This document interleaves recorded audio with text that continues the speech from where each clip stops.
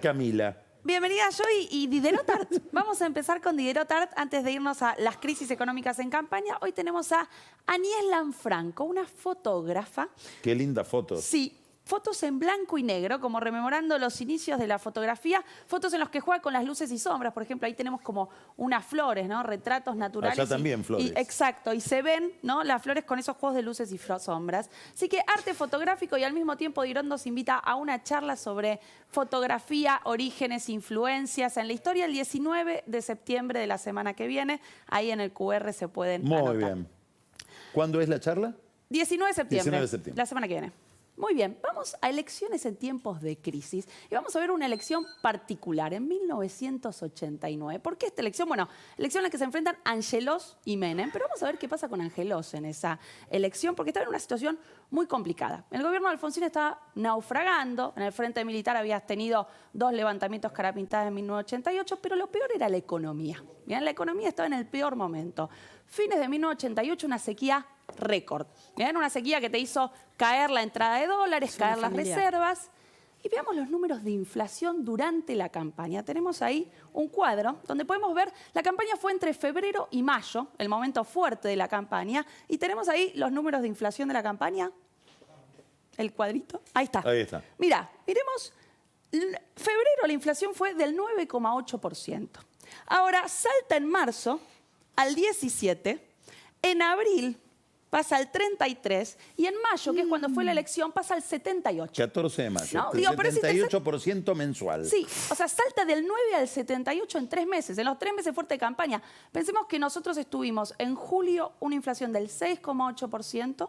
Ahora todavía no sabemos, pero probablemente la inflación de agosto sea del 10%. Digo, para que comparemos esa situación de crisis económica tremenda. Entonces, teníamos esta inflación en plena campaña y además teníamos un problema de reservas y de dólares, porque los organismos de crédito internacional dejaron de prestar dinero al gobierno de Alfonsín. Eso obligó al Banco Central a dejar de vender dólares, a hacer una devaluación, y esa devaluación se traslada a precios, que es lo que se ve en el salto que vemos ahí. Que fue el 6 de febrero. Exactamente. Entonces, ese era el contexto económico. En enero fue la toma de la tablada. En enero fue la toma de la tablada, claro, encima de eso. El año empieza con la toma de la tablada. Entonces, ¿qué hace Angelos con todo este panorama negro?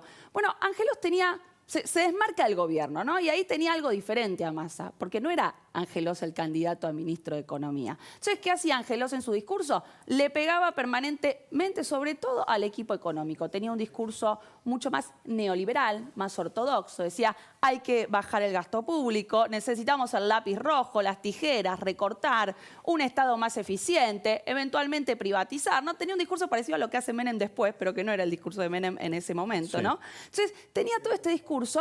Tenía en su equipo económico a Ricardo López Murphy, a Adolfo Sturzenegger, ¿no? Tenía un equipo económico bastante ortodoxo, y esas críticas al gobierno llegan al punto tal de pedirle en el medio de la campaña a Zurruil la renuncia. Y se la pide de una manera intempestiva, porque no es que se la pide a Alfonsín, se reúne con Alfonsín y le dice... No, se encuentra a la entrada de un hotel, del hotel donde él paraba, con un periodista. El periodista le pregunta cómo lo ve a Zurruil, y en ese contexto él dice que le parece que Zurruil tiene que renunciar, ¿no? Y esto genera todavía más incertidumbre económica. Estamos hablando de febrero de 1989, ¿no? Plena campaña. Además genera una pelea con Alfonsín. Durante 2 semanas Alfonsín no le habla a Angelos, se termina muy enojado, el equipo de campaña tiene que buscar la forma de que se arreglen. Entonces, esa es la situación. A esto se le suma, como para meter un condimento más, una parte del radicalismo bonaerense que se oponía al discurso de Angelos. Es decir, dentro de su propio partido había un grupo liderado por Leopoldo Moró que lo corría por izquierda, Angelos, ¿no? Entonces, Angelos hablaba de recortar el gasto público y el radicalismo de izquierda decía, sos un neoliberal, ¿no? Entonces, a veces les tocaba hablar en el mismo acto. Y decían Yo recuerdo a Moró hablando en actos donde después habló Angelos y era lo opuesto. Porque lo desacreditaba públicamente. Y el último punto que me parece que está bueno mirar es lo que generaba el candidato opositor en la economía, ¿no? Que hoy también es un tema. ¿Por qué? Porque Menem hablaba en ese contexto de salariazo, revolución productiva, y generaba incertidumbre, intranquilidad en los mercados. Milei tiene un discurso distinto, ¿no? No dice salariazo y revolución productiva, dice dolarización, pero eso también genera intranquilidad en los mercados. Entonces, este era el panorama. A pesar de este panorama muy negro para Angelos, Angelos obtuvo un 37% en las elecciones de 1989. Es decir, Mostremos de nuevo ese gráfico de la inflación. Sí, el gráfico de la inflación rapidísimo y nos vamos. Con esa inflación, 37%. Con esa inflación del 78% de mayo, 37% en las elecciones.